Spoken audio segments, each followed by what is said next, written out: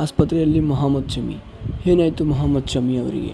ಈ ಬಾರಿಯ IPL ಮತ್ತು T20 ವರ್ಲ್ಡ್ ಕಪ್ ಆಡ್ತಾರಾ ಇಲ್ವಾ? ಎಲ್ಲ ಸಂಪೂರ್ಣ ಮಾಹಿತಿಯನ್ನು ಈ ವಿಡಿಯೋದಲ್ಲಿ ತಿಳಿಸ್ಕೊಡ್ತೇನೆ.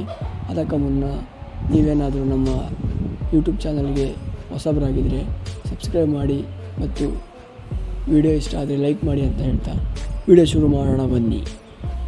ಮೊಹಮ್ಮದ್ ಶಮಿ ಅವರು ವರ್ಲ್ಡ್ ಕಪ್ ಆದ ನಂತರ ಅವರ ಕಾಲಿಗೆ ಇಂಜುರಿ ಆಗಿತ್ತು ಮತ್ತು ಈ ಇಂಜುರಿಯಿಂದ ಅವರು ನಡೆಯಲು ಸಾಧ್ಯವಾಗುತ್ತಿರಲಿಲ್ಲ.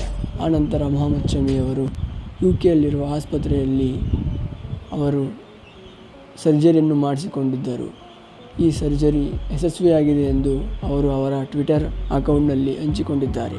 ಮತ್ತು ಮೊಹಮ್ಮದ್ ಶಮಿ ಅವರು ಈ ಬಾರಿ IPL ಮತ್ತು ವಿಶ್ವಕಪ್ ಆಡಲು ಸಾಧ್ಯವಾಗುವುದಿಲ್ಲ, ಏಕೆಂದರೆ ಅವರು ಚೇತರಿಸಿಕೊಳ್ಳಲು ಇನ್ನೂ 4 ರಿಂದ 5 ತಿಂಗಳು ಸಮಯಗಳು ಬೇಕಾಗುತ್ತದೆ ಎಂದು ಆಸ್ಪತ್ರೆಯವರು ತಿಳಿಸಿದ್ದಾರೆ.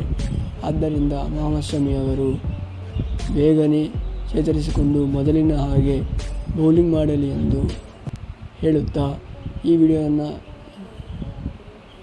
ಇಲ್ಲೇ ಮುಗಿಸ್ತಾ